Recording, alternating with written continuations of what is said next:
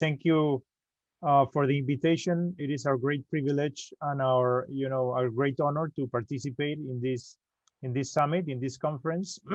As Aditya pointed out, we did participate already with our president in 2015. So thank you very much for the kind words. As Aditya was saying, my name is Miguel López de Silanes. I am the international market leader at Family Office Exchange. The idea of today is to share with you the top 12 family enterprise and family office trends we have been seeing, and we will see more of in 2021. So these trends were already taking place in the last years, but COVID has basically speed them up and highlighted these trends. A few words on Fox. As Aditya was saying, Fox is one of the leading family enterprise and family office networks around the world. This is the people we partner with and we serve, basically enterprise families and family offices, but also their advisors. We have around 500 members right now. We are a membership organization.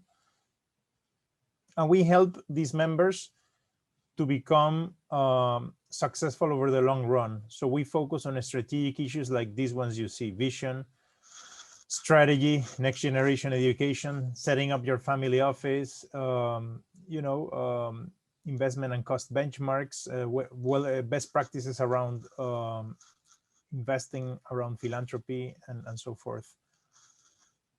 As mentioned, we work with around 500 members. We have 30 years of history, 4 offices around the world, almost 50 staff members, and our families have an average assets of around $500 million, and this excludes their operating businesses. 2/3 of our families still own an operating business, which is not included in this number. 1/3 already sold the business and are mostly a holding or a financially diversified family.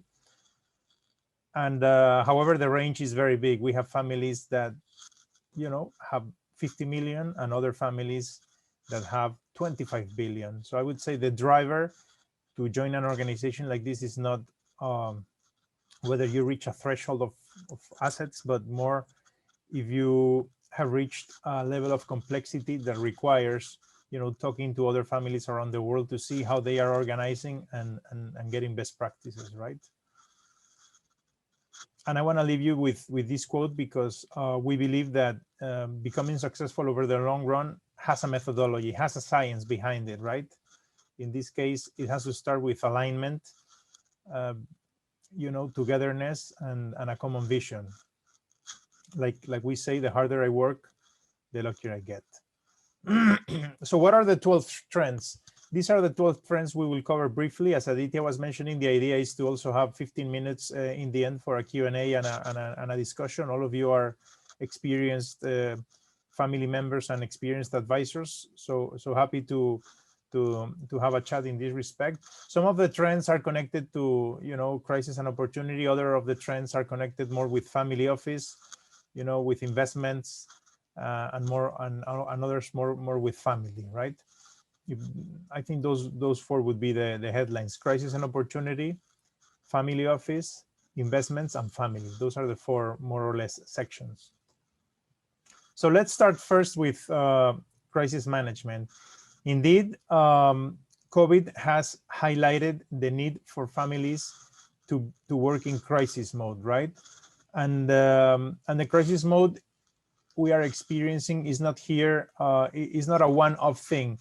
It is here to stay because uncertainty and crisis are likely to stay here for a long time, and hence the mindset that occurs during crisis is something that many families are trying to interiorize or institutionalize. What does crisis management entail? Crisis management basically entails solving for the urgent and is more focused on the short term, but it implies basically answering the who, the what, and the how. The who is normally a task force that is put in place. We interviewed more than 50 families to see how they were doing, and many of them had the same task force, right? Made up of 4 or 5 people, normally head of HR, head of finance, CEO, COO, and maybe one or 2 people more. And in close contact with the family, with the owners. Sometimes the family members also took part of these meetings, and basically they started meeting a few times per week, and then now still many of them still meet, right? Because as mentioned, they believe we are still in a crisis. The what is basically focusing on the health, on the IT continuity issues, and on financial issues, right? Basically on the cash flow. From in a crisis time, you shift your focus from P&L to balance sheet, right? All your debts and cash flow, right? Generating cash flow. So we've seen many families taking up as much debt as they could from their banks in order to have dry powder to manage the down cycle. And then the how is basically to have a methodology to make decisions. And in essence, this has highlighted the importance of values, right? Values are really the best methodology against which to take decisions. Very quickly, we did a survey about what's going on in the market. And these are some of the concerns that families have had in the past months, regarding crisis, right? Financial impacts, recurring lockdowns, economic instability, and so forth. And this is expected to continue. As mentioned, families believe that we are going to be in a crisis mode for many years to come. This is a permanent state. What are families doing about the crisis? Well, many are doing things around costs, revisiting tax strategies, changing their governance, revisiting, their structure, but they are also finding opportunities for investments, which takes us nicely into the next section later when we talk about opportunities. These are some of the winners and losers as perceived by the families. No big surprise here. And then, as we mentioned, second big trend is opportunity management. Opportunity management is the second side of the same coin, right? As crisis management, and it basically involves crisis management was more about the urgency. This is about the important, right? Some things are urgent, the others are important. This basically entails revisiting your value chain and analyzing the market to see what changes are taking place because of a crisis and because of the disruption, and seeing how you can grow and how you can benefit from the whole situation in order to become more resilient, right? And it could involve going into a new market segment, buying competitors. We have seen many family-owned enterprises making their largest acquisitions of their lifetime, taking advantage of this dislocation. So basically, it's highly relevant to rethink yourself. If I want for you to take away two quotes in this respect. Once, never let a good crisis go to waste, which is attributed to Winston Churchill. And the second one, if you leave a crisis exactly the same, doing exactly the same and looking exactly the same as before the crisis, you have really not used a crisis well. A crisis, for example, is allowing enterprise families and family offices to rethink their vision, right? To rework their vision, but also to try to align the vision of these organizations with the vision of each individual. They are doing a lot of work in this respect. Vision is the same as purpose in this respect. And in order to align this and get, motivational capital or spiritual capital high up, so people are motivated. And two more quotes from Craig Barrett. You cannot save your way out of a crisis. You have to invest your way out of a crisis. This is a time to invest, as we were saying, right? Most companies have not stopped their investment programs. They have only delayed some contextual decisions, but 66% of families that we interview continue with their investment program, buying companies, enlarging capacity and so forth. Secondly, it is also a time to invest in social responsibility. These are really the times when the society will look at you and see what are you made of. So as Howard Schultz, former CEO of Starbucks, said, it is a time to really now show responsibility for your community. And we have a whole section about what families are doing in terms of philanthropy and impact, which we will later look at. So third big trend, families are becoming more enterprise in their mindset is becoming more enterprise, and they are becoming much more strategic as a result of the crisis. What does this mean? Thinking in terms of enterprise mindset means that you think of your family enterprise as made up of several forms of capital, right? Think of it as several rooms in the same house. The family capital, all the human capital values and so forth. The business capital is your operating business or businesses. The financial capital is the financial assets normally managed by the family office, and the philanthropic or impact capital, all your efforts. All of that is united with a common roof or ceiling called the vision layer, right? And that's where the culture, values, principles, alignment, and above all, the vision are located. So we are seeing more and more families organize themselves in these terms. This allows you to manage complexity better, to find more room for people who might be able to help you, and to become more systematic about the way you approach uncertainty. These are the risks some families are seeing for the future. They mostly have to do with this vision, right? Families don't have a vision. Families, don't have philanthropic goals. Families are not diversified. There is misalignment and similar. What you see here is the consequence of what we are discussing, which is the family offices are becoming more strategic and more systematic. This is the breakdown of activities of a family office normally, right, in percentage. So you have strategy and governance activities, wealth planning activities, investment activities, accounting and management, and special projects. So what we see is that the families are making their family offices more strategic and focusing on the boxes that are red, right, on the more strategic stuff. The things in the middle are becoming little by little over time outsourced, right, because they do not add a real strategic value to the company. So this represents huge opportunities for all those advisors out there to do this on behalf of families. And the families and the family offices are becoming enterprise office. They are no longer investment offices. They are offices which are investing in the strategic things, which, as mentioned, are the governance, the vision, the risks, the strategy, the general management, and things like that. The owner education and engagement that is highly relevant, and so forth. In essence, the family office with this crisis is becoming an enterprise office and an orchestrator, right? Like an orchestra director that has to manage all the advisor relationships. And the families become more advisor dependent because they outsource more. By average, the families have 30 plus advisors. Fourth, very important trend, the families are investing more and more like endowments. You all know that the US endowments have around 50% of their assets invested in illiquid assets, right?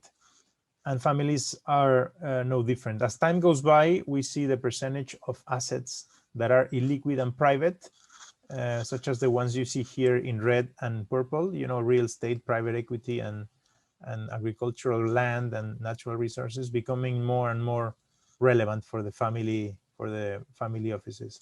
So they're slowly becoming looking like the endowments. This is the average asset allocation from our global investment survey from 2020, detailing the data from 2019. As you can see, there's still a significant part in equities and fixed income, but as time goes by, we see that percentage go down and the mentioned illiquid assets go up. This is for the US family offices, and their average performance in 2019 was around 16%. For 2020, we have already started the survey. The reports that we already have show that the performance for 2020 was slightly positive, very slightly positive, but still many were below zero. This is the picture for international, same headline, right? Becoming more and more, going more into illiquid investments. Their performance was a bit smaller because they have more fixed income and less equities. These are the average returns the families had in 2019. As mentioned, mid-teens, right? This will be the average for both the US and the international family offices. And noteworthy is the, you know, the everything that is illiquid and you know, and private, like private equity, like real estate and similar, is in the low to mid teens in terms of returns, and also have less volatility. Something very, very relevant. We are seeing more and more families organize themselves according to the goal-based asset allocation. What is the goal-based asset allocation? It is an asset allocation methodology that differs from the methodologies that you saw in the past. In the past, a family would say, okay, this is the chunk of money that we have. Let's think of a target return and a target standard deviation or volatility we are comfortable with. And then let's try to start allocating the assets in order to get to this average, you know, returns. This world died in 2009 when the global financial crisis dislocated all historical models of asset allocation. So since then, more and more families have been adopting this new methodology, which basically says, it's very simple. You have to really do 3 asset allocations, right? 1 per bucket of the family. Most families have 3 life goals. One of them is liquidity, to feel secure. The other one is lifestyle, to keep their lifestyle. And the other one is legacy, to leave a larger net worth or wealth to their, you know, successors or to the world. So each of them has very, very different return and risk parametrics or parameters. And each of them, you know, should have a very different approach. You cannot mix them all in a single bucket as you were doing before. In essence, this methodology allows you to connect in a much better way family goals with investment goals. All the banks implemented, this is just the UBS example, they call it the 3L approach: liquidity, longevity, and legacy. But it's the same. And already 40 to 50% of sophisticated families are having this approach. Very related with the trend we just mentioned, direct investing. More and more families are going direct. 80% of families in our global investment survey say that they are investing directly, not through funds. And this happens both with real estate, but also with operating companies. What you see below is the source of the deals in 2019. Normally, families have 18 of these average direct holdings. This is average. Some of them have 0, some of them have 200. But they look at 20 plus opportunities per year and they end up investing in 3. These are the average assets are in each opportunity are between 1 and 10 million, with an average of perhaps 4 to 5 million. So they are small opportunities, small investments. They are normally minority positions, but they normally entail, you know, somewhat of a responsibility to be on the board or to be engaged in a significant way in the operating company. So basically, this means that it's also not for everyone, because you will need the right people and the right time and the right mindset to do it. However, it is a trend we are seeing a lot. Why are we seeing a lot? Because direct investments are perceived to have less risk and more return. They are also a way to buy optionality, to think about new sectors, to diversify yourself. They allow you to, you know, to also engage the next generation, which is another big trend. So you can implicate or engage your kids in managing or in doing the due diligence of these corporations, and they also allow you do more, to have more impact. In some of the social impact strategies are being done through direct investments by the big families. Finally, as you can see on the top right, the families are very, very frustrated with the 220 traditional private equity model, because they think the private equity houses are not adding value with these prices, and also there is no alignment in terms of the investment term. These are some of the sectors the families are looking at in operating space, right? Technology, health, services, and food would be some examples where we are going to see more investments. This is what's going on in terms of real estate, more focus on multifamily.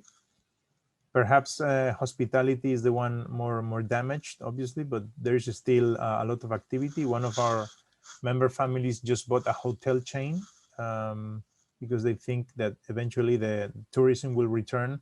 So they bought it at a really, really low price. It's another example of opportunity management, right? Saying that it's a big opportunity now to do that. And in venture capital, no surprise here, obviously more focused on technology, healthcare, and biotech. Sixth most relevant trend, impact investing. And again, very related to what we spoke. Impact investing is being driven by millennials, also by women in particular. They are, it is a theme that both groups adopt or have adopted early on. Most families are still starting. It's not a widespread thing, but are doing more and more of. And it is becoming an overlay strategy, meaning it is not a specific strategy for part of your portfolio, but it is spreading across all your portfolio. So you are looking at your portfolio, whether it's the type of investment vehicle or the asset class, through the lens of impact investing. And in the end, it will not be a small percentage of the asset allocation like it is now. I think it's less than 2.5% globally. It will be 100%, whether it's private equity, direct investments, fixed income, hedge funds, or equities. Everything will be looked at from the sense of impact and social responsibility. These are some of the sectors the investment is going into.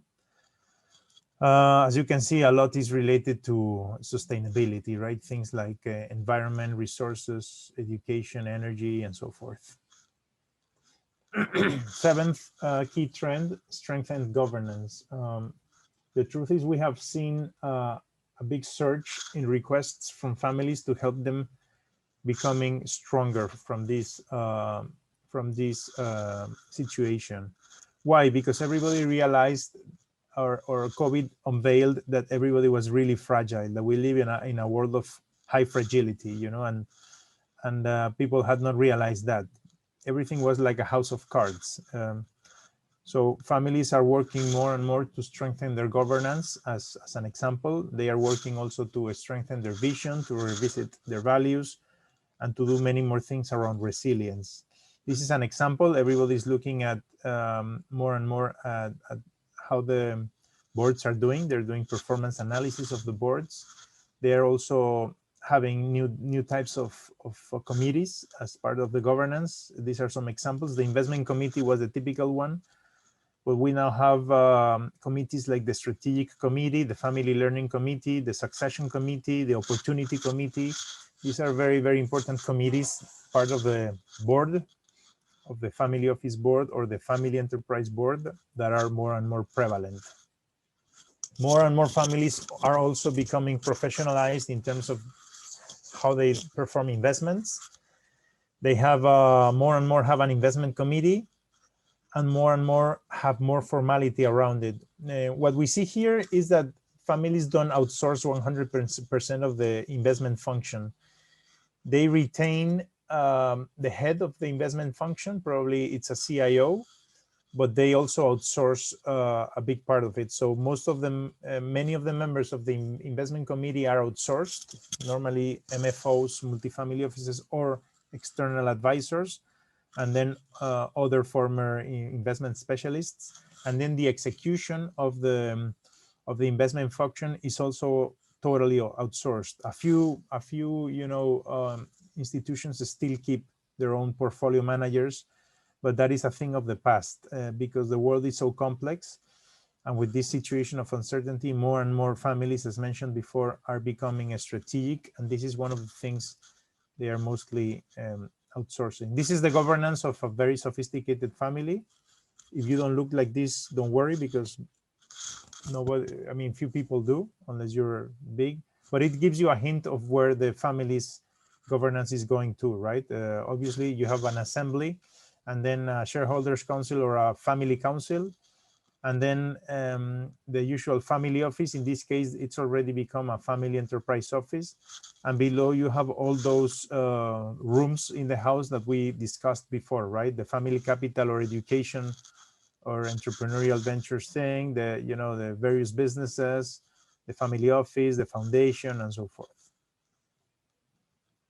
Eighth trend, we are seeing more and more families engage the next generation and speed up succession, right? As a result of COVID. And we will see a lot of more generation transitions taking place in the next years. These are some of the strategies used by families to engage the next generation. They're doing a lot of things, anything from attending family meetings, coaching, getting work experience, being part of boards, giving them a small fund to start investing.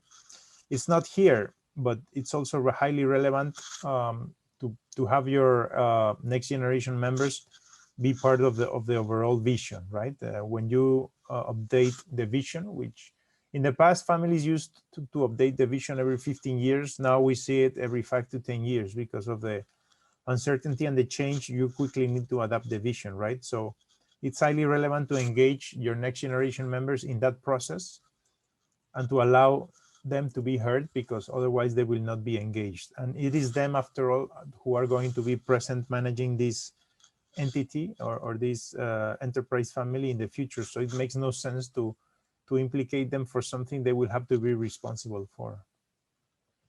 Lot of efforts as well put into education. A lot of families are partnering with outside providers to provide specific education around both hard skills like finance, strategy, communications, but also soft skills, becoming a good board member, finding your purpose, things like that, right? This is just examples of things families are teaching depending on the age. And as you can see, everybody keeps learning. Even if you're over 60, you need to keep learning, right? Or to be doing things related to learning. Ninth trend, increased transparency and compliance. There have been a lot of events around the world that are basically that finally ended up the old paradigm of using lots of legal entities to hide your assets. Many of the assets around the emerging world were undeclared or with a very complicated structure. This is basically changing around the world with the agreements like the OCDE and many others, FATCA, and so forth. So what we see is more and more families using mid-shoring, going from offshoring to mid-shoring. Mid-shoring, as you well know, in India is jurisdictions like the UK, like the United States, like the Netherlands, like Luxembourg, like Singapore, and many others, where basically you create a holding, and you basically transfer your assets to this holding. This way, you also put them at some safety with respect to your home country. And this is another trend we have been witnessing lately. With the surge in populism around the world and the higher taxes that we are seeing because of COVID, and also we are seeing many governments behaving in an arbitrary way. Many families are also choosing to move to jurisdictions like these ones mentioned, so as to rely less on their onshore jurisdictions. So the two extremes are converging on the mid-shoring. the offshoring going to the mid-shoring jurisdictions because of these trends, and the onshoring going to the mid-shoring jurisdictions because of the perception of higher risk, higher taxes, higher expropriation risks, and so forth. This creates also lots of opportunities for advisors. As mentioned, for all of you that are advisors, all the trends mentioned here all point to you, because the families are going to have much more need of specialized advisors in a world that is more complex and more uncertain, and a world in which they focus more and more on the strategic stuff. 10th trend, the impact of technology, right? Obviously, everybody's becoming tech savvy and digital. The using Zoom is the classic example. All the families and enterprise families were very quick to do that. That is obviously taken for granted. But we are also seeing lots of planned investments into software, into all these areas that you see here on the left, right? Whether it's for communications, for reporting, you know, for accounting, for management, and so forth. Everybody is jumping on technology. So technology is going to play an increasingly important role. And it also is very in sync with the underlying theme that we were talking about. The headline is that the families are becoming more and more strategic, because the family office resources are strained. You tend to rely on advisors who, you know, are based on technology for this new paradigm, right? So in essence, technology is a key ally of the family office vision of becoming more and more strategic, because technology allows you to perform all these functions, you know, in an outsourced or external way. We have an article which can be found on our website, Technology as the Springboard for the Family Office of the Future. And if you're interested, we can also send it to you. These are some examples of consolidation software and custody systems. Most of these consolidation software is also has the capability of becoming a depository of documents, allow you to sign you know, the documents, allow you to manage the trusts, allow you to manage the families, and so forth. So a lot of progress in this respect.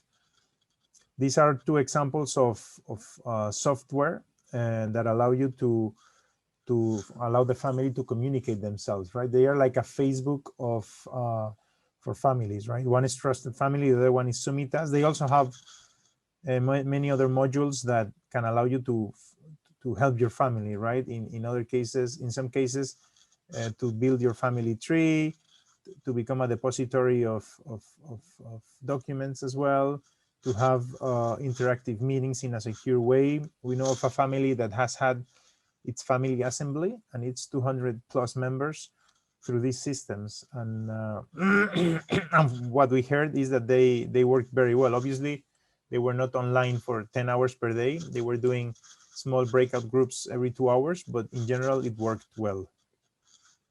And one step beyond all of the above, there are two efforts right now globally to basically follow and track every single decision and investment and cost a family office does. One system is in Europe, the other one is in the United States. This is the one in the United States. It's connected to the family office of one of the owners of one of the largest technology companies in the world. So they're basically tracking everything, right? They have a big data of everything the family does. Everything from, you know, your PE investments in China to how you spend your money on groceries, to your boat, to your private plane. So what they are doing now is they are connecting 200 plus family offices to your own system so that there is more data, right? And this data will allow you to take better informed decisions. Imagine if I go into my, you know, suppliers of stuff for the boat, and I can see that one family, I don't know, in Qatar is doing this in a much efficient way. I can, you know, ask them how they do it, or I can turn to their supplier.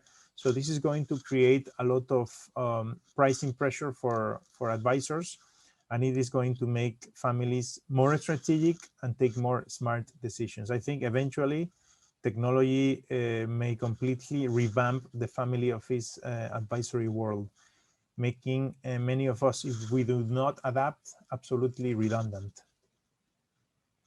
11th trend, the highlight of complexity, right? We live in a more complex world. So the analysis of complexity is more and more relevant. Fox has developed a complexity index, right? And families fall under the low complexity or medium complexity or high complexity. Why or how? It depends on these factors, family office factors, and lifestyle factors. The more factors that you have in these three categories, the more complicated or the less complicated you are. And why do we make this analysis? Because cost is absolutely correlated to complexity. The main driver of cost is complexity. It is not assets. People tend to think that assets are a major driver of cost, but much more is complexity. In the case of low complexity families, which have an average of 130 million assets, these are the costs, about $1 million, both to manage the office, but also the investment fees and also the external advisory fees like consultants, accountants, and trust experts. The message here as well reinforces that families have, because of this high complexity, they have to be more and more strategic. Otherwise, their costs will shoot through the roof, right? And they need to be less complex and rely more on the advisors. So as you can see, again, the key underlying idea is for families to do a long-term partnership or alliance with their advisors. And final trend, families are becoming more and more committed with society. We also saw examples of this, right? Families helping with, with medical supplies, families helping with planes to transport supplies, families, making a big effort for people to take time off to take care of their families.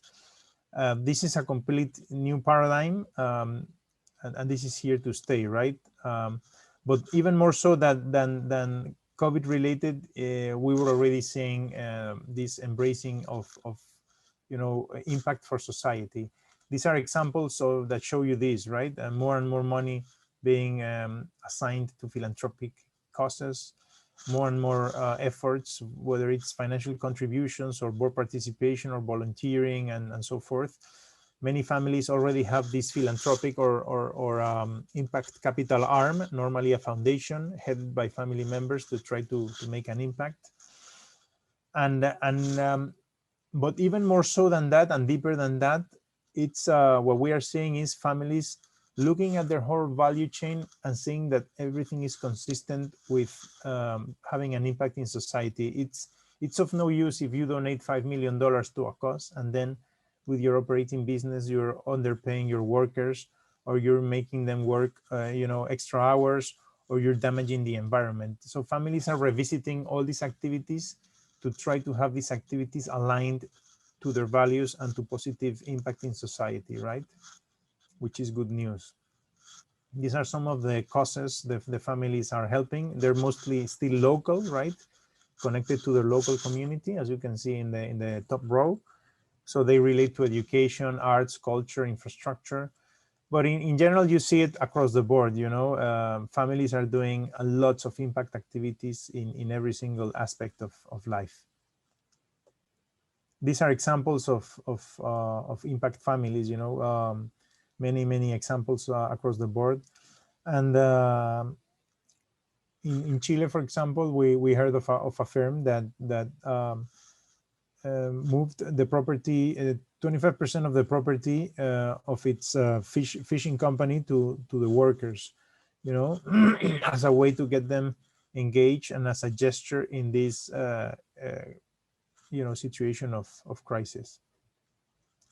This is more or less what I wanted to share with you, Aditya. So back to you if you wanna, open up for questions or a discussion around this. Thank you very much. They are doing it more and more. However, because it's highly complex, BC requires very specific skills, especially in the sectors that we mentioned, like biotech, like technology and others, we are seeing also two effects. So the appearance of intermediaries or platforms that allow you to do this, right? And we're not necessarily talking about funds. As mentioned, the families are frustrated with funds, more frustrated with the PE funds than the VC funds. The VC funds, they feel they add more value. But in addition to the VC funds, we are seeing VC platforms, basically platforms that allows you, for example, to outsource your VC function, right? Imagine you want to have VC as an outsourced activity. So there is platforms that do VC as a service, right? You pay a monthly retainer and they do VC for you, or they manage the fund for you. They create a fund and they manage it for you, so you don't have to take care of it because of the capability. You may not have the capabilities.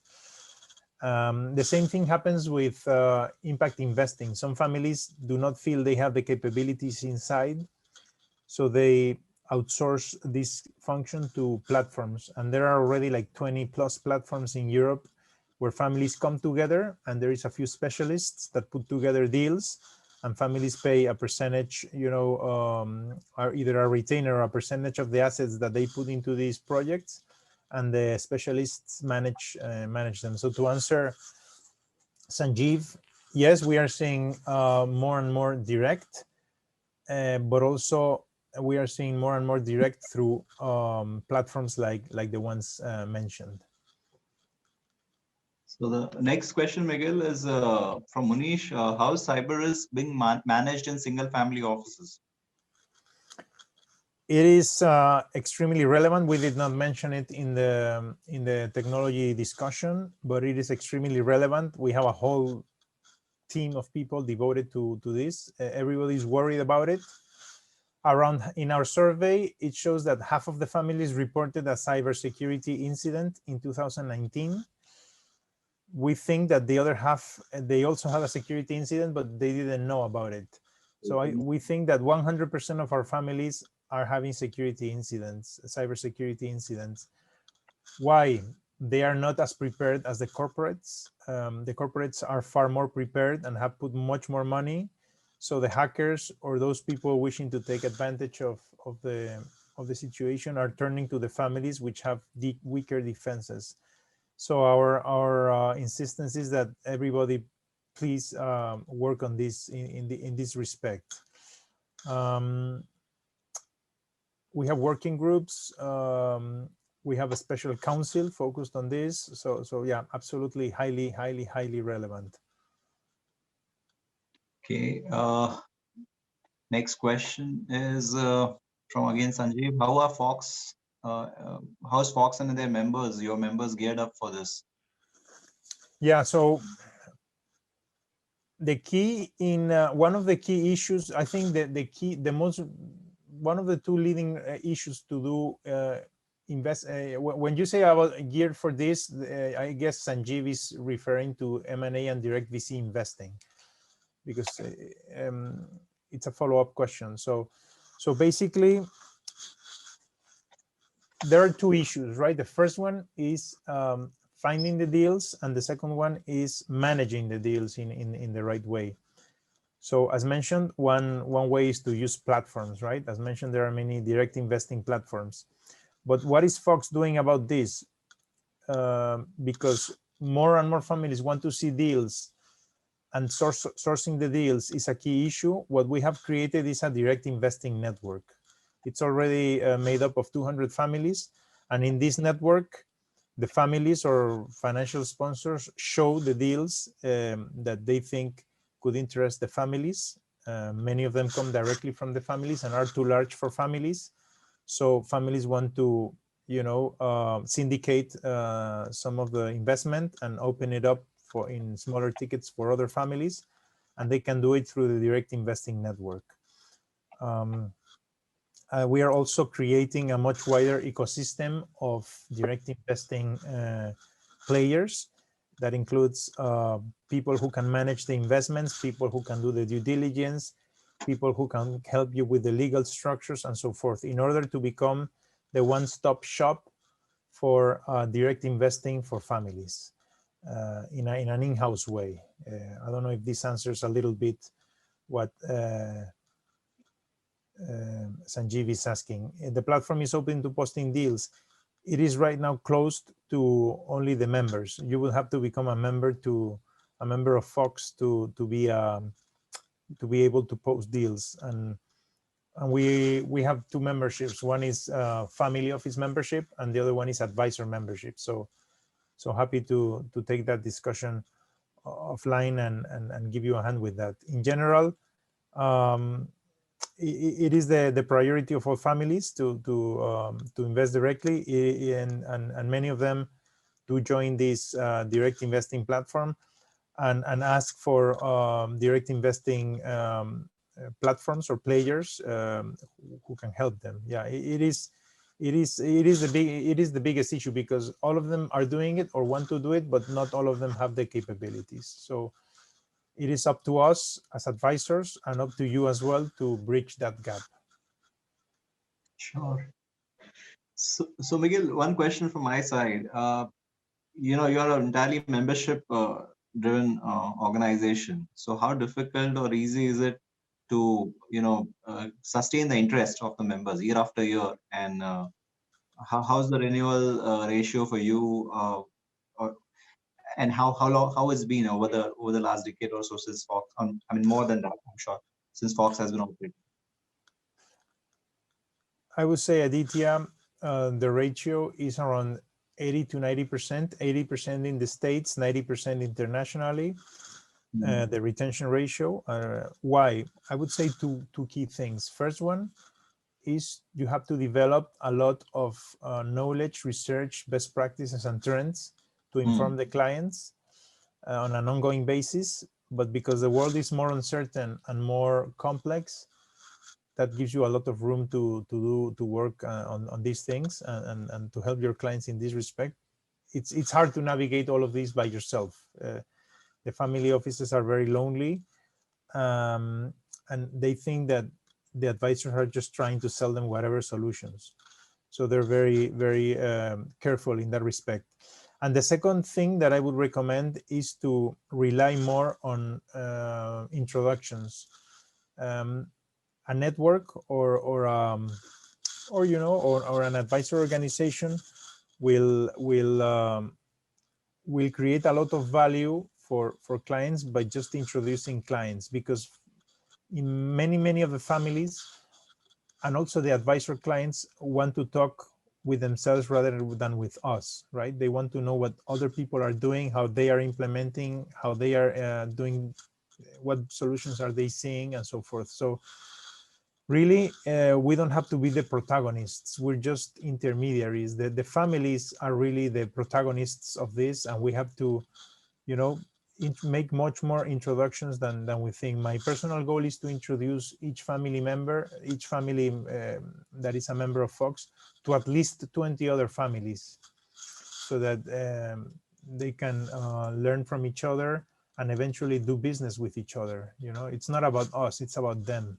So that would be my advice, to introduce more clients, because more of the value is on the client side and on them talking rather than us being in the middle. And number two, to create more content, more research, and more best practices and more trends.